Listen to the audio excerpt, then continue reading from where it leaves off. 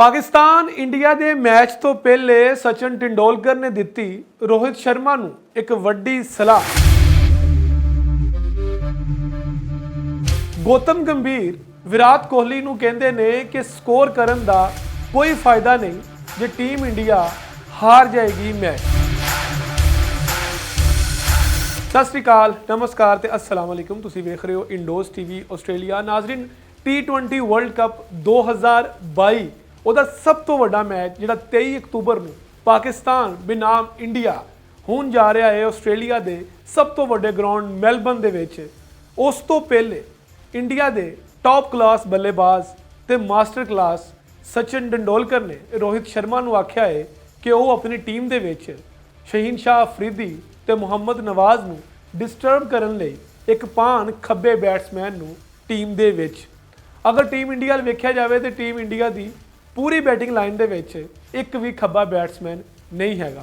अगर अक्षर पटेल टीम च खेडते हैं तो वह भी लोअर आर्डर दे विच खब्बे हत्थ दे नाल बैटिंग करते हैं तो उन्होंने कोई एडा वड्डा बैट्समैन नहीं समझा जाता।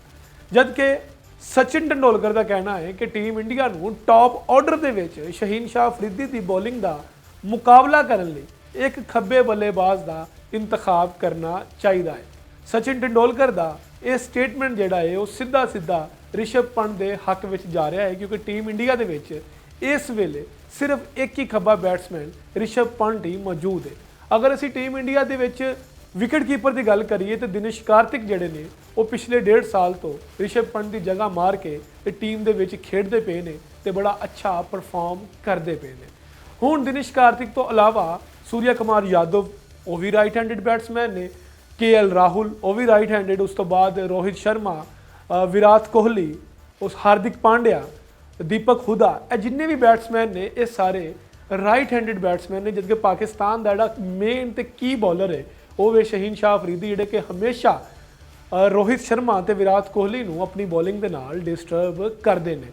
सचिन तेंदुलकर की इस सलाह नूं रोहित शर्मा किस तरह लेंदे ने, या वो दिनेश कार्तिक नूं बिठा के रिषभ पंत नूं as a wicket keeper team च शामिल करते हैं, या वो किसी वड्डी तब्दीली के मगर जाते हैं तो वो रिषभ पंत दिनेश कार्तिक दोवां नूं खिला लेंदे ने ते मिडल ऑर्डर के विच वो रिषभ पंत नूं 1 डाउन या 2 डाउन घल के शहीन शाह अफरीदी की जिहड़ी लेंथ हैगा उन्होंने खराब करने वास्ते भेज सकते हैं या नहीं। ये 23 अक्तूबर नूं पता चलेगा। इस दौरान एक सब तो वड्डी कंट्रोवर्सी जिहड़ी कि IPL तो शुरू हुई सी गौतम गंभीर ते विराट कोहली की, वो T20 वर्ल्ड कप दे विच भी शुरू हो गई है।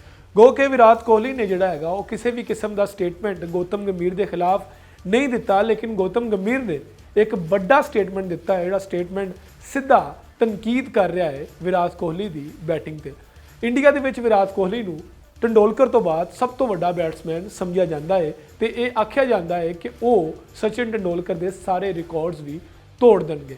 विराट कोहली की बहुत ज़्यादा इज्जत इंडिया के विच है, लेकिन गौतम गंभीर ने आख्या है कि विराट कोहली सिर्फ अपने रिकॉर्ड बनाने लिए खेलते हैं, उन्होंने टीम की जित वास्ते कोई भी गर्ज नहीं होंगी।